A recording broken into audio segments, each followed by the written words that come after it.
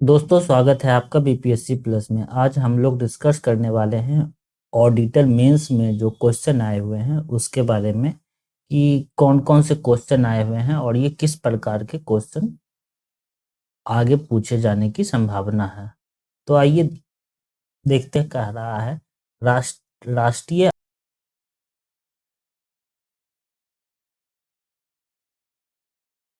आय लेखाकरण से आप क्या समझते हैं और इनके विभिन्न अवयवों की व्याख्या कीजिए। इसके बारे में यह जानना है कि इसके कौन कौन से अवयव हैं राष्ट्रीय आय के। और दूसरा जो क्वेश्चन है यह उपभोक्ता संतुलन क्या है और उदासीन वक्र विश्लेषण की मदद से उपभोक्ता संतुलन कैसे प्राप्त किया जा सकता है। यह उपागम अन्य ऐसे उपागमों से कहाँ तक श्रेष्ठ है। तो जहां तक जान रहे हैं उपभोक्ता संतुलन में ये जो इंडिफरेंस कर्व के बारे में पूछ रहा है जिसका कि ऐसे डायग्राम इस टाइप से बनता है और ये बीच वाले पार्ट्स में संतुलन होता है।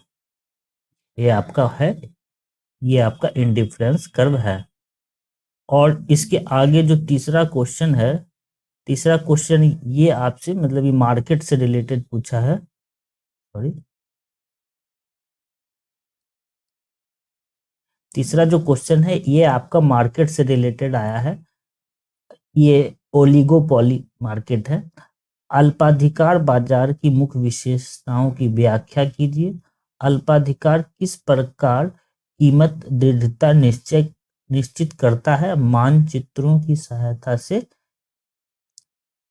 व्याख्या कीजिए। तो इसमें आपका ओलिगोपॉली मार्केट जो है उसमें विथ डायग्राम के माध्यम से बताना है। और अगला क्वेश्चन इसमें जैसे चौथा क्वेश्चन है इसमें ये सेक्शन 1 सेक्शन 2 करके आता है। तो सेक्शन 1 से कुछ मतलब सेक्शन 1 से 3 क्वेश्चन, सेक्शन 2 से ये भी आपका 3 क्वेश्चन को डिस्कस करना होता है। तो अभी तो फिलहाल सेक्शन 1 चल रहा है, फिर उसके बाद फिर ये सेक्शन 2 आगे है। सेक्शन 2 जिसमें से प्रत्येक सेक्शन में 6 क्वेश्चन होते हैं और 6 में से 3 ही का ही आंसर देना होता है। तो ये चौथा क्वेश्चन जो है वह है किसी देश चौथा जो क्वेश्चन है वह है किसी देश के भुग भुगतान संतुलन के ढांचे का विवरण दीजिए। एक देश के व्यापार संतुलन, चालू खाते पर संतुलन एवं भुगतान संतुलन पर घाटे के अतिरिक्त से आप क्या समझते हैं। भुगतान संतुलन में घाटे का देश के विनिमय दर तथा इसके आयात निर्यात पर क्या प्रभाव पड़ता है।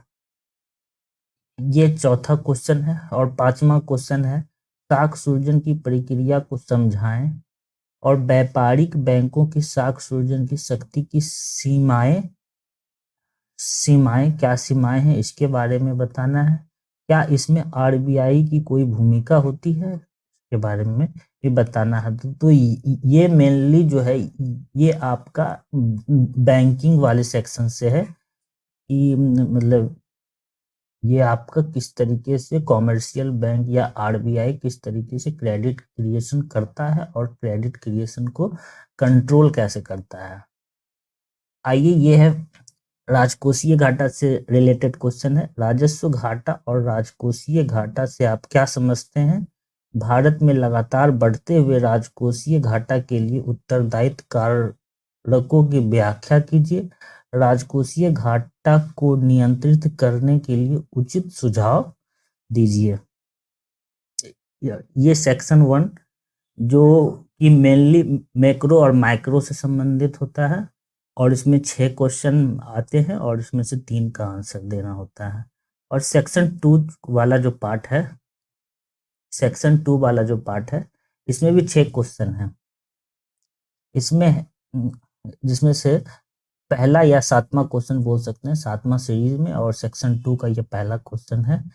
इसमें है विवेचना कीजिए कि भारत में समानता के साथ आर्थिक समृद्धि एवं न्यायपूर्ण वितरण की नीति को समावेशी विकास के लक्ष्यों को पूरा करने में किस हद तक सहायक होती है। और यह 8वां क्वेश्चन है, बिहार में वर्तमान औद्योगिक नीति की विवेचना कीजिए और औद्योगिक विकास को बढ़ावा देने के लिए सरकार द्वारा उठाए गए कदमों की समीक्षा कीजिए। इसी तरीके से 9वां क्वेश्चन है, वर्तमान राष्ट्रीय खाद्य सुरक्षा अधिनियम के विभिन्न प्रावधानों का वर्णन कीजिए। दर्शाइए कि यह अधिनियम निम्न आय वर्ग के लोगों की खाद्य असुरक्षा को कम करने के लिए किस सीमा तक सहायक होगी।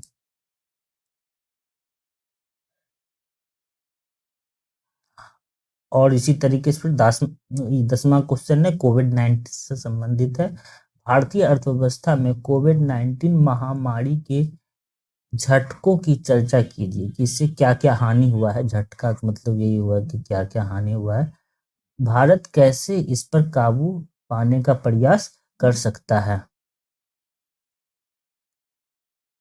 सॉरी, भारत इस पर कैसे काबू पाने का प्रयास कर सकता है। फिर 11वां क्वेश्चन है, यह WTO से संबंधित है और ये सेकंड सेक्शन में 2 क्वेश्चन तो खैर इंपॉर्टेंट होता है, एक WTO और एक IMF। ये दोनों BPSC में बहुत पूछे जाते हैं।